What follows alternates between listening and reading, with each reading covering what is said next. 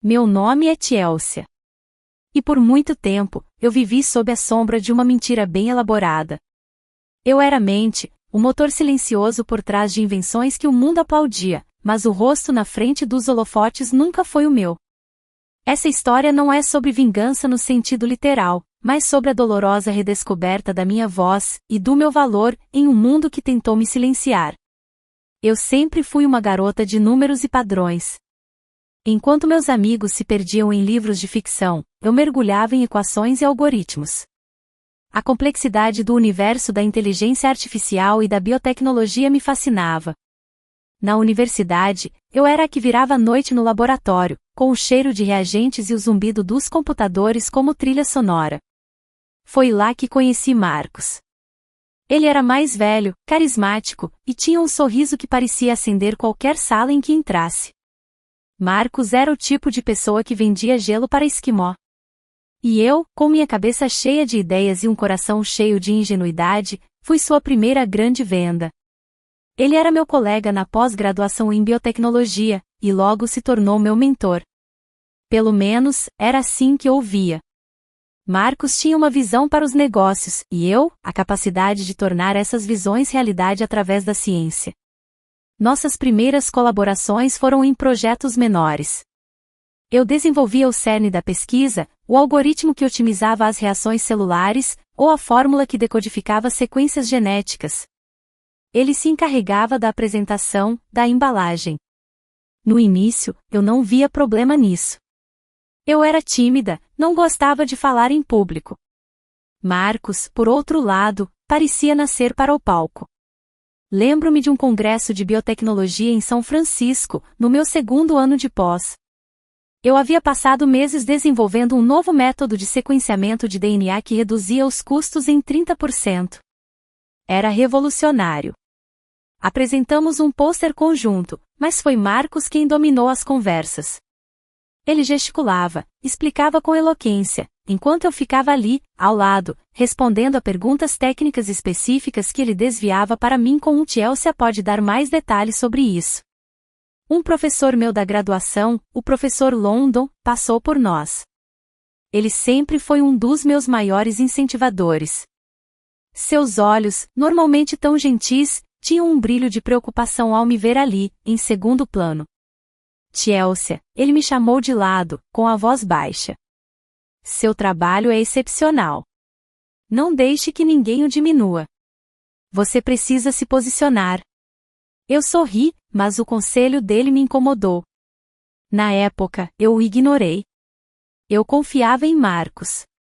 Ele era meu amigo, meu colega.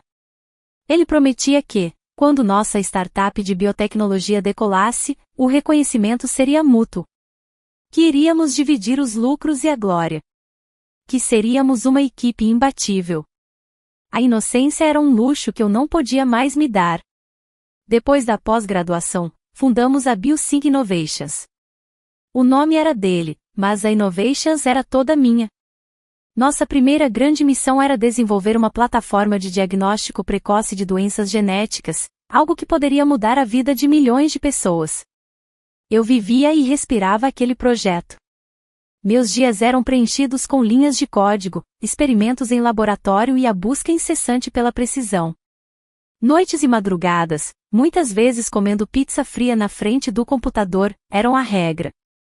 Eu desenvolvi um algoritmo preditivo que era a joia da coroa do sistema, capaz de analisar dados genéticos com uma velocidade e acurácia nunca antes vistas. Ele era a alma do nosso produto, a fórmula ignorada. Marcos, enquanto isso, cuidava da parte comercial. Ele viajava, fazia networking, e apresentava nossos progressos para potenciais investidores. Cada vez que ele voltava de uma reunião, trazia notícias empolgantes. Eles amaram Chelsea. Ficaram impressionados com o potencial do nosso algoritmo. Em breve seremos milionários. Ele falava nosso algoritmo, mas eu percebia que nos documentos e nas apresentações, a autoria sempre pendia para ele. Eu era a principal desenvolvedora, ele, o visionário.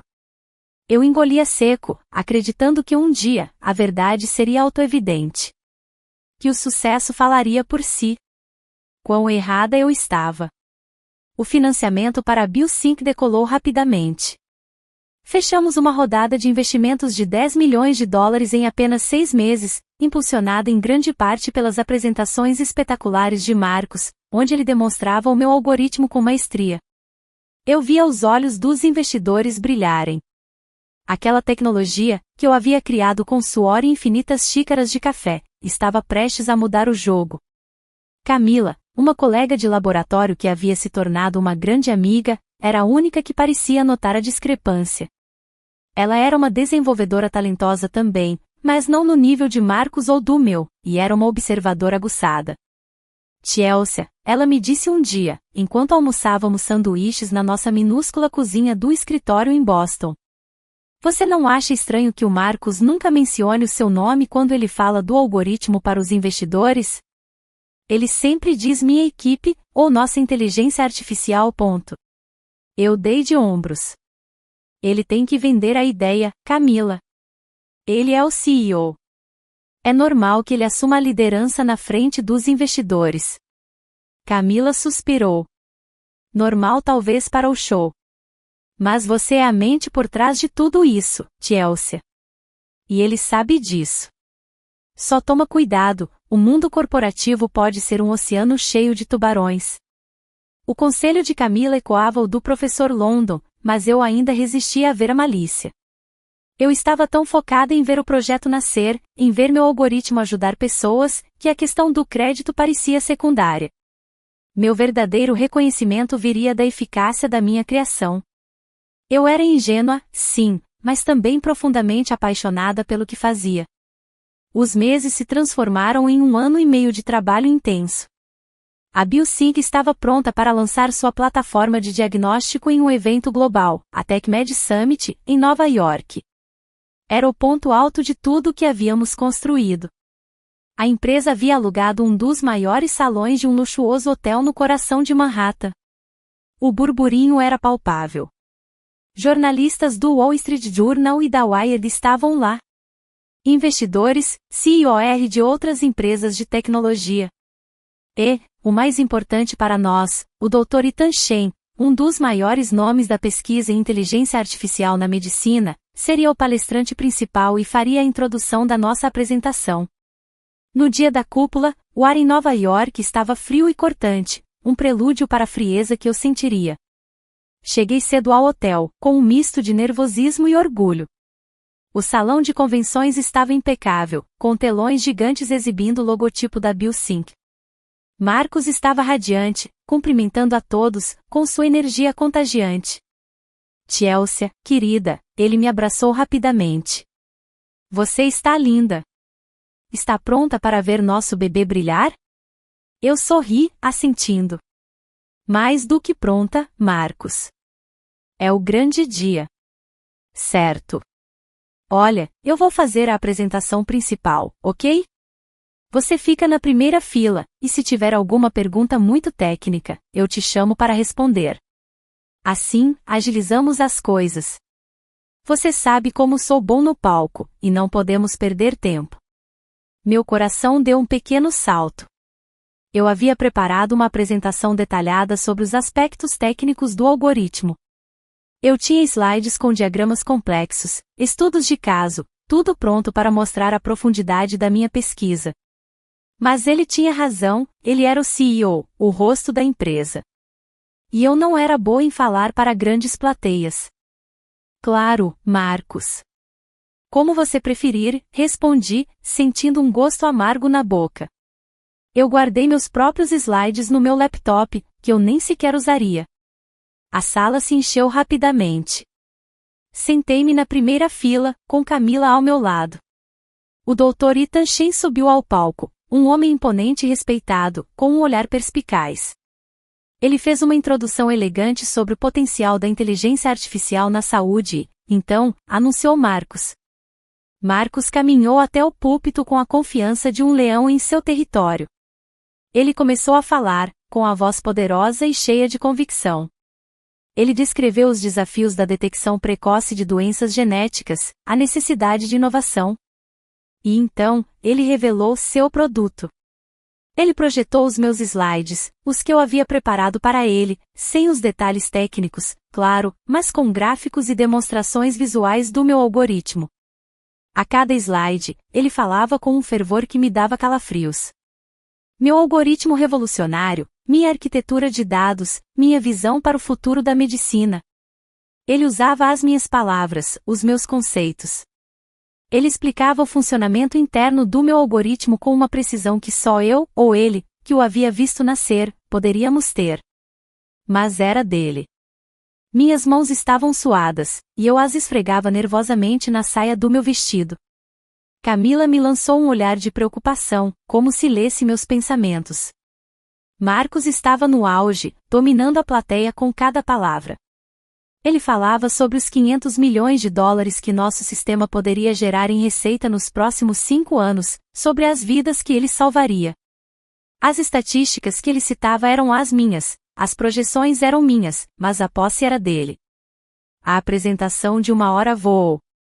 Marcos encerrou com um floreio dramático, recebendo uma ovação de pé. Ele sorriu, curvou-se, absorvendo cada aplauso como se fosse oxigênio. A sessão de perguntas e respostas começou. Um jornalista do The New York Times levantou a mão. Senhor Marcos, ele perguntou, a complexidade desse algoritmo é realmente notável. Poderia nos explicar um pouco sobre a gênese dessa ideia? Como surgiu a inspiração para criar algo tão avançado? Marcos pegou o microfone, e seu sorriso se alargou. Ele olhou diretamente para a plateia, mas seus olhos evitaram os meus. Ah, essa é uma excelente pergunta, ele começou, com a voz cheia de um tom que eu reconheceria em qualquer lugar, o tom de quem está prestes a contar uma história inventada. A inspiração, bem, foi algo que me ocorreu durante uma longa noite de insônia. Eu estava pensando nos desafios da medicina moderna, e de repente, todas as peças se encaixaram. A ideia de combinar a aprendizagem de máquina com a biologia de uma forma tão interligada, foi um lampejo de gênio, se me permitem dizer. Um lampejo de gênio. Meu lampejo de gênio. Minha respiração ficou presa na garganta. Eu senti meu rosto esquentar e depois gelar. Um nó se formou no meu estômago. Aquela não era apenas uma omissão, era uma mentira descarada. Ele não estava mais minimizando minha contribuição, ele estava apagando-a completamente. Eu me senti invisível, como se eu não existisse, apesar de estar ali, na primeira fila, testemunhando o roubo da minha própria mente. E a equipe que trabalhou nisso? Perguntou outro repórter. Há algum cientista específico que foi fundamental para o desenvolvimento? Marcos balançou a cabeça com um sorriso paternalista. Ah, sim, claro. Minha equipe é brilhante, talentosa. Eles executaram minha visão com maestria. Mas a concepção original, a arquitetura do algoritmo, o coração de tudo, bem, isso veio daqui, ele disse, batendo levemente no peito com a mão. Foi meu projeto de vida. Nesse momento, algo se quebrou dentro de mim. Não uma quebra ruidosa, mas um estalo silencioso e definitivo, como uma ponte que cedeu após anos de erosão. As promessas, a confiança, os anos de trabalho duro, tudo desmoronou em segundos. A ingenuidade que eu havia guardado por tanto tempo finalmente se esvaiu, deixando para trás um vazio cortante. Eu não era apenas uma desenvolvedora secundária, eu era um segredo inconveniente, um fantasma que eles desejavam que desaparecesse. Meus olhos se encheram de lágrimas, mas eu me recusei a chorar ali, na frente de todos. Eu não daria a Marcos a satisfação de me ver desmoronar. Eu me levantei devagar, sentindo as pernas bambas, mas com uma determinação fria se instalando em meu peito. Sem olhar para Marcos, sem fazer contato visual com ninguém, eu simplesmente me virei e comecei a caminhar em direção à saída do salão. Camila, que estava sentada ao meu lado, se levantou rapidamente. Chelsea, espera, ela sussurrou, mas eu continuei andando. Eu precisava sair dali, daquele ar pesado e asfixiante. O som dos aplausos e das vozes de admiração a Marcos pareciam me seguir, zombando da minha dor. Cada passo meu era uma rejeição silenciosa, um eco de todas as vezes que minhas ideias foram minimizadas, minhas horas de trabalho ignoradas. Do lado de fora, O frio de Nova York pareceu penetrar até meus ossos. Eu parei por um momento, inspirando profundamente o ar gelado, tentando controlar o tremor nas minhas mãos. Meu celular vibrou. Era uma mensagem de texto de Marcos. Onde você foi? A apresentação foi um sucesso. Me ligue. Eu olhei para a mensagem, um riso amargo escapou dos meus lábios. Sucesso para ele, sim. Para mim, a ruína. Eu bloqueei o número dele imediatamente. Eu não fui para casa. Fui para a casa da Camila, sem avisar.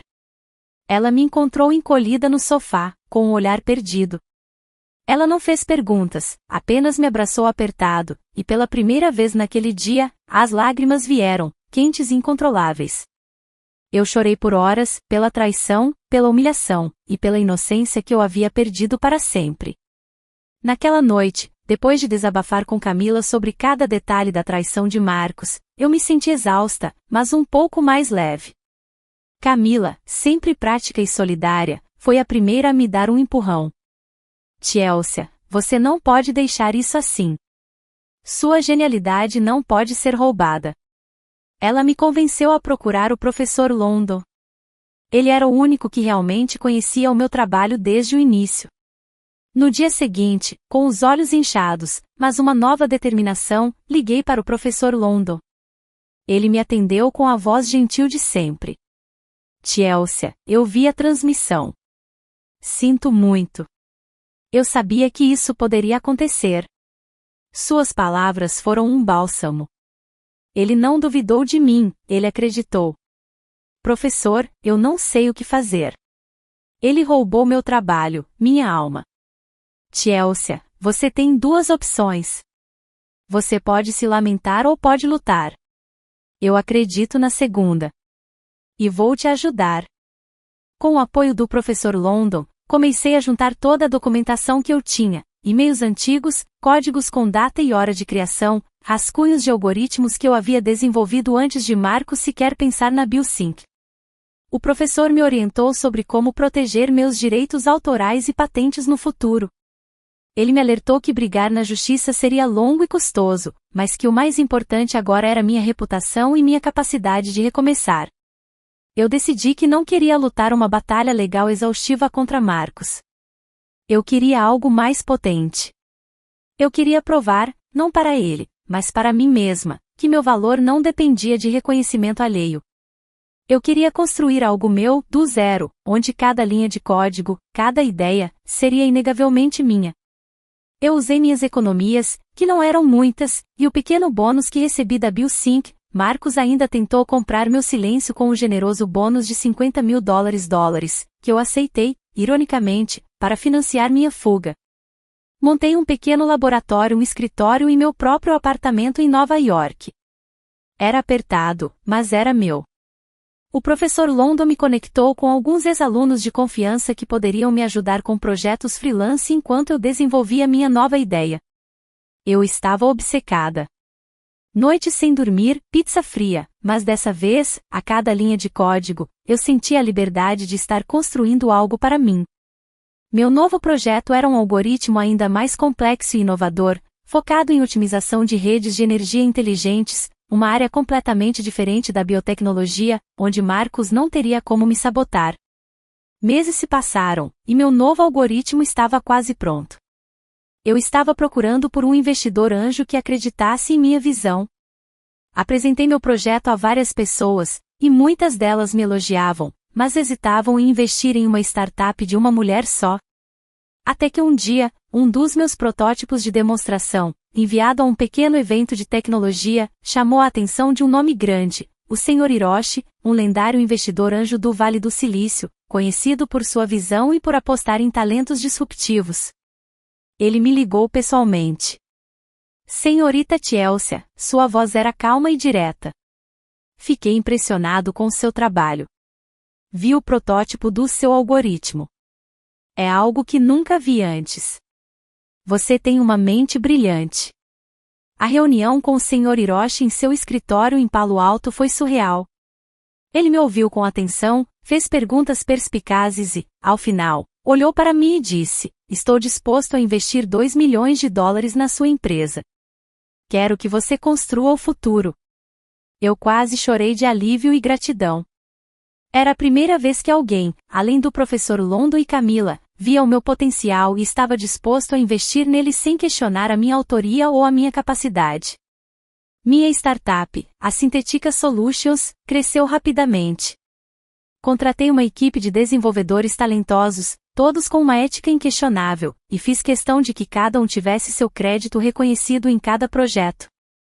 Não repetiria os erros de Marcos. Nossos produtos logo começaram a dominar o mercado de otimização de energia, superando a concorrência. Enquanto isso, a BioSync de Marcos começou a definhar. Sem a fonte de inovação que eu representava, a empresa estagnou. Suas últimas tentativas de lançar novos produtos eram pálidas imitações, desprovidas da genialidade que antes impulsionava a BioSync.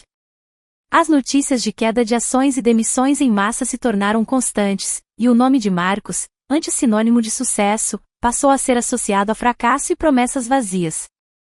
Um dia, em uma conferência de tecnologia de alto nível em São Francisco, um evento que a Synthetica Solutions patrocinava como uma das empresas líderes, eu estava no palco principal, recebendo um prêmio por inovação disruptiva em energia inteligente. A plateia estava lotada, com os maiores nomes da indústria. Meus pais, o professor Londo e Camila estavam na primeira fila, sorrindo com orgulho. Ao descer do palco, envolta por flashes de câmeras e parabenizações, meus olhos encontraram um par de olhos familiares, escondidos na multidão. Era Marcos. Ele estava lá, envelhecido, o sorriso carismático substituído por uma expressão de amargura e arrependimento. Ele não estava mais no topo, mas sim à margem, um mero observador do meu triunfo. Não havia raiva em mim, apenas uma sensação agridoce de justiça. Nossos olhares se cruzaram. Ele hesitou por um momento, como se fosse se aproximar, mas então desviou o olhar, sua postura outrora arrogante agora encolhida. Ele sabia. Ele sabia o que havia feito, e ele via o que havia perdido. Eu não precisei dizer uma palavra. Minha presença ali, meu sucesso, minha empresa, tudo falava por si. Minha vingança não foi ativa, não foi uma ação planejada para derrubá-lo. Foi a consequência natural do meu sucesso, construído com integridade e paixão. Eu não precisei gritar, nem humilhar. Apenas precisei florescer. Hoje, sou a CEO da Synthetica Solutions, uma empresa avaliada em centenas de milhões de dólares. Meu nome está em artigos, em conferências, em patentes. Minhas inovações são celebradas. E o mais importante, eu sei que cada sucesso é fruto do meu próprio esforço, da minha própria mente. A fórmula ignorada, que um dia foi roubada, agora é a base de um império que eu construí, linha por linha de código, tijolo por tijolo. Não para provar nada a Marcos, mas para provar a mim mesma que meu valor é inabalável. Obrigada por acompanhar a história de Chelsea. Se você já sentiu que seu trabalho ou suas ideias foram roubadas ou minimizadas, lembre-se, seu potencial não pode ser apagado. Continue criando, continue construindo. A verdadeira vitória é a liberdade de ser você mesmo. Se você se inspirou na jornada de Chelsea, por favor, curta e compartilhe para nos apoiar a trazer mais histórias de superação, e se inscreva no canal para não perder nenhum lançamento. Até o próximo vídeo.